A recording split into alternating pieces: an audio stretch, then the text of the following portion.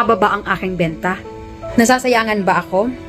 Hindi sila masaya na aangat ka ba? Tumulong lang naman ako. Hi guys! So ito, katatapos ko lang maligo at fresh! Ano po kasi, galing ako sa exercise like 5 days or mga 5 to 6 days. Everyday na po ako nag-exercise kasi tumataba na po talaga ako. Kaya kailangan ko nang gumalaw.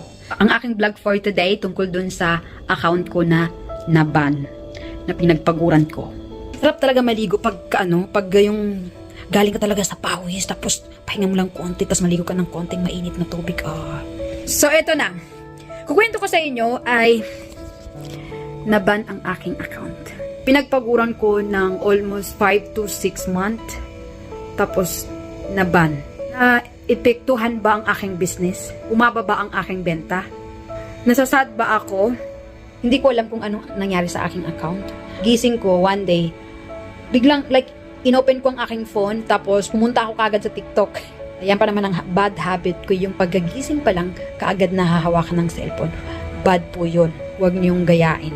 Hanggat kaya ninyo, huwag niyo muna hawakan ng inyong cellphone.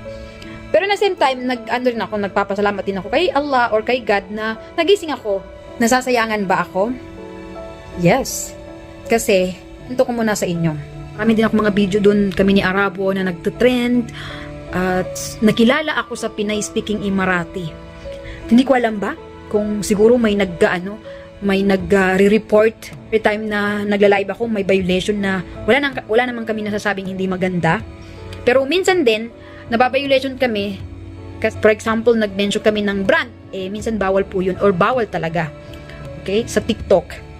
So, yun siguro, yun mga ganun, yung pagbanggit sa mga brand, pag may smoke, nakala nila minsan nagsisigarilyo, bawal yun. Or minsan may iniinom ka na may brand na pinapakita mo, bawal din yun kasi baka akala nila pinagbabawal yun, maraming batang nanonood. Nagtataka nga lang ako na, bakit siya naban? Hindi ko ba alam, siguro naiinggit? Na hindi ko naman alam kung anong kinakainggit, ay wala naman akong kinaiinggitan. Wala talaga. Kung paano kayo, ganun din ako. Pare-parehas lang din tayo naghahanap buhay. Minsan may mga ano din talaga na yung hindi sila masaya or yung hindi sila masaya na aangat ka ba. Gusto nila, sila lang ang aangat. Anyway, move on na tayo doon. Kaya ako nakilala sa Pinay Speaking Emirati kasi meron naman ako account dati at hindi pa ako nagbebenta or wala pa akong boutique before. And then, lagi lang po ako naglalaro, like games. Kaya doon ako kumikita ako sa TikTok, sa mga gifter. And then one day, kasi minsan nakakasahod ako ng 1.5, 2K, ganyan, everyday talaga ako nagla-live. And then, one day, parang naawa ako sa mga gifter ko.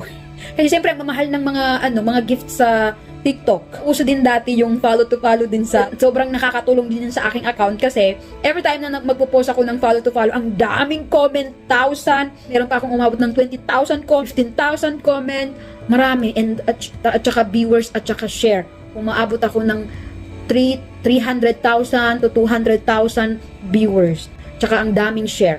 So, grabe ang bilis talaga ng aking account na yun. And then one day, naisip ko, kasi dati naman po ay may boutique naman ako, pero sa FB naman ako nagtitinda. So, dito sa TikTok sabi ko, ano kayang ibang paraan na para kumita sa TikTok na hindi ako bibigyan na like mga gifter, yung hindi sila mag-i-invest ng pera sa mga gift. So, naisip ko, balik kaya ako sa pagtitinda, pero dito sa TikTok. Naalala ko pa yun, nakatira pa ako yun sa partition. And that time din, sobrang thankful din ako kasi may-ari ng bahay ay pinayagan ako. Hindi ko makakalimutan. Kumuha ako sa mga suppliers ko dati, kinontak ko sila, order ko ng mga t-shirt, 1 dozen, 2 dozen, 3 dozen, hanggat sa sold out ko lagi yung mga kinukuha ko. Yung kaibigan ko, pinasok ako sa isang trabaho. At saka, gusto kong bumalik na pagtitinda dati, pero kailangan ko ng malaking puhunan.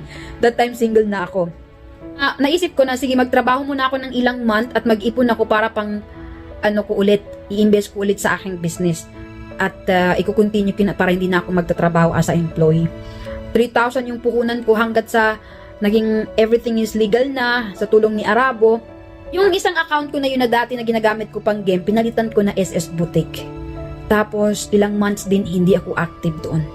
Kasi ang cellphone ko na dati, na pag ginagamit ko din to pang vlog, at nabili ko din to sa kita ko sa TikTok. Ang pangit ng kanyang camera kasi lagi siyang nahuhulog. Hanggang ngayon nga basag pa. Pero sa ano din to kasi walang SIM card. So ginagamit ko lang minsan sa aking TikTok to pang like lang ganun. So balik na tayo sa aking account na naban. Tumulong lang naman ako. Ising ko that day in the morning. Hindi ko lang pag open ko lang may nagsasabi ni TikTok there is a new update blah blah blah. Tapos just click okay. Then nung kinilik kong okay, hala, your account is permanent ban, blah blah blah. Sabi ko, hala, agad ko ni-screenshot lahat, and then sinend ko kay Ara. Sinend ko kay Arabo. At sabi ni Arabo lang that time, it's okay, TikTok is sometimes they are like that. No, kasi sila ngayon, yung bang mahigpit ngayon sila kasi marami ng mga nag-i-scam. Nag-submit kami ng something na sa TikTok na bakit ba naban? Wala naman akong ginawa. Ang tagal-tagal ko nang gumagamit ng apps na to.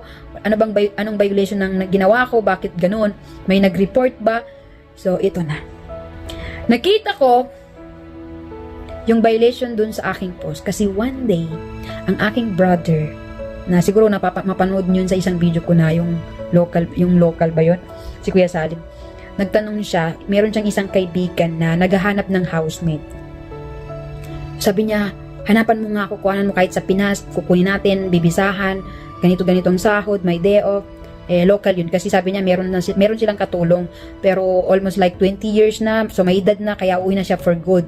So sabi ko, sige kuya, no, ganun pala yung record niya, hindi ako mag-alinglangan na tulungan siya. Sabi ko, meron akong other way kuya, gagamitin ko ang aking account sa TikTok na ipopost ko na urgent hiring housemate, and then tingnan natin, maraming magko-comment dyan. Okay daw, walang problema. Post ko na siya. Aba, nag-trending. Siguro mga nasa 150 viewers ata yun. Yeah, 150,000 viewers. At saka 2,000 comment. At ang daming share. At ang daming message sa aking inbox. So nag-trending yun. Kasi pinin ko din yun eh. So nakikita ko, ang report kay TikTok ay violation, yun yung violation ko. Dun sa housemate na pinost ko. So, sa akin, nasasayangan ako kasi, nasasayangan ako kasi siyempre, like yung 23,000 na yung followers ko nun eh, for like 5 months to 6 months ko lang yung tinrabaho, gumawa lang ako ng kung ano ng mga content na totoo, at mga post ko sa aking mga items. And then, yung one day lang na mabiolation lang ako because of dun sa pinost ko, tumulong lang naman ako. Pero, yung pagtulong ko, hindi ko pagsisisihan yun.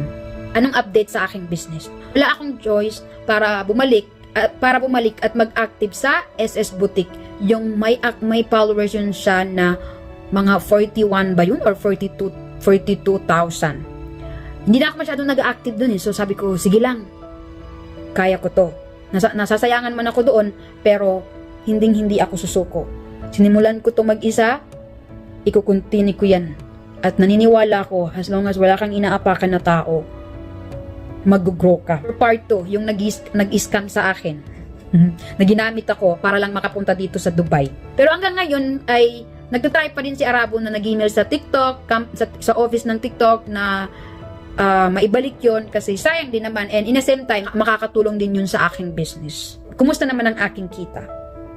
Alhamdulillah Rabbil Alamin. Parehas lang naman din siya dati. Kasi marami na akong customer sa aking WhatsApp pa lang, marami na ako eh. Pero ang pagkukulang ko lang is yung pag-share sa kanila. May din kasi akong account eh. So, meron naman akong inisang active na kaparehas din na Pinay-speaking Emirati. So, ang daming nagpa-follow sa akin at nagko-comment na nangyari dun sa account. Sa mga kasisters ko dyan, mag-ingat-ingat din kayo sa mga pinupost ninyo, kay baka magaya kayo sa akin. So, sayang naman yung pinagpagura ninyo. Mababan lang na ganun-ganun lang. Pero, kung ganun man lang ang kapalaran ng account mo, then it's okay. Move on and focus kung ano yung meron. So, alhamdulillah, dapat din sana na dalawang aking katuwang sa aking business, si Ate Bella at saka si Jel. So, nung naban yung isang account ko, sabi ko sa kanya na kinausap ko siya kaagad na pwede ba bumalik ka muna doon sa pinagtatrabaho mo dati kasi naban itong account ko. Parang ano pa ako ulit eh, parang hindi naman ako babalik sa zero, pero parang hindi ko na muna kaya magpapasahod ng dalawa. Pag babalik na ulit aking mga customers, so sasabihan kita. Ngayon, dalawa na lang kami ni Ate Bella at nagpo-focus, doon na kami nagla-live sa SS Boutique na account. So ito yun. Dito, mas lalo ko pang gagalingan. Sa mga tao man na nagre-report sa bogus buyer, ito pa ha. Gagawa rin ako ng isang video dyan para sa mga bogus buyer. Nanggigigil talaga ako sa inyo ha. Kapwa kayong mga kabayan. Hindi naman dali ng mga ugali nyo sa Pinas dito sa abroad dahil nakakahiya. So yun lang guys. So sa may gusto pong magbumili ng aking mga items, punta lang kayo dito sa aking TikTok account. Today po kami nagla-live. Door to door, they will deliver your orders. Yan ang aking mga items pa. O, ang gulo na. So habang nanonood sana ako ng Netflix, so sabi ko, gagawa ako ng content kasi ang tagal ko na to gustong i-share. Ang dami kasi nagtatanong. So pag gumawa ako ng video dun sa TikTok ay ang maiksi lang doon ng timing, kaya sabi ko dito na lang, gagawan lang ako dito. So ito yung mga varsity jacket ngayon na uso. Every time na kumukuha ko, alhamdulillah, sold out kagad. So ito naman, kumuha na naman ako ng kakaibang style naman.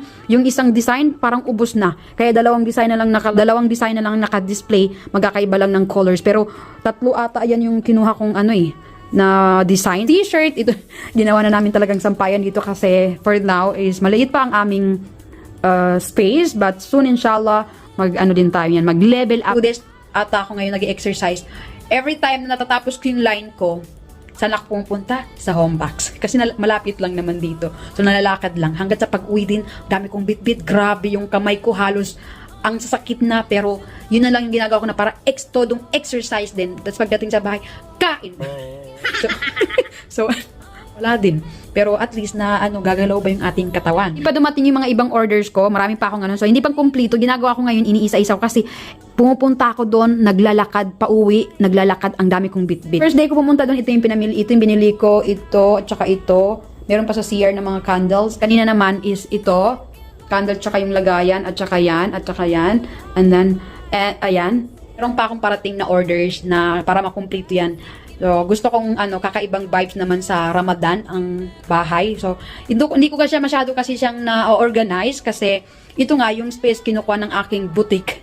Pero it's okay, alhamdulillah, magtitiis kami hanggat sa kaya na ng malaking space. Konti-konti yan hanggat sa kaya, and then mag-level up, and then for the go tayo. Doon todo talaga ang pagdi-display ng kung ano-anong mga decoration. Re-renta lang kami dito at sayang. At saka bawal po mag-drill, ano na dito kasi pag aalis mababayaran or hindi bibigay yung deposit. So sayang lang. So, nagtatapos ang aking video for today. And thank you so much sa walang sawang pagsusuporta kahit saan account ko. By the way, lahat ng aking account ngayon is pare-parehas ng names, mapa FB, mapa TikTok, mapa dito sa YT. Ginawa ko na siyang Pinay Speaking Emirati. Pero dun sa logo niya naman sa taas ng thumbnail bang tawag nun is nandun pa yung dati. So hindi ko pa rin siya naasikaso i-edit na para ayusin din. Pero inshallah gagawin ko yan one day. Kay alam niyo na yung sister niyo ang hindi na kaya ng power. Kahit na tulog lang ako ng tulog si Ate Bella. Halos si Ate Bella nang gumagawa ng trabaho. Kaya din ako ganito lumaki na eh. Kaya ginagawa ko na ngayon, yung routine ko, binabago ko na. Na natutulog maaga, gigising ng maaga. Ganun yung ginagawa ko ngayon na routine. At saka para masanay din ako kasi talagang pag hindi tayo gagalaw, lumalaki. Kain, tapos tulog, tapos upo. Wala na. Finished na. Magiging big burger na tayo. So, kilos-kilos din pag may time, sabi nga nila. Thank you, thank you, thank you. Bye!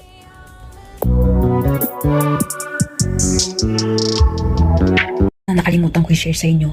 Nung naban pala yung aking account, ilang araw din meron akong kaibigan na nagtitinda naman siya ng mga beauty products. Tapos, ang account niya is almost 130,000 followers. Aba, nagparapol siya sa Christmas. Naban ang kanyang account. Nagulat nga ako one day, hinahanap ko kasi nag-order din ako minsan sa kanya ng mga ginagamit ko na beauty products. Nakita ko, ang account niya naban. In-screenshot ko kaagad at sabi ko, sis, anong nangyari sa account mo? Kasi nung lagi kasi din yung pinopromote din ng aking account pag nanonood ako sa live niya. So, tulungan ba? Sabi niya, sis, naban. Nung nag-live ako dun sa raffles, na violation ako tapos na ban. Tsaka marami din nagre-report din sa kanya kasi ang dami din inggit sa kanya pero nakaka-proud siya kasi everyday yan morning until gabi nagla-live at may anak pa yan dyan na nakapaligid sa kanya habang nagla-live. So kaya sa akin sinusuportahan ko yun. Yung mga ganun na kaparehas kong nagtitinda. Naghahanap buhay sila sa magandang paraan.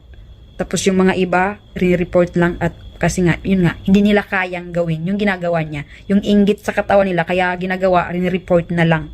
So, it's a bad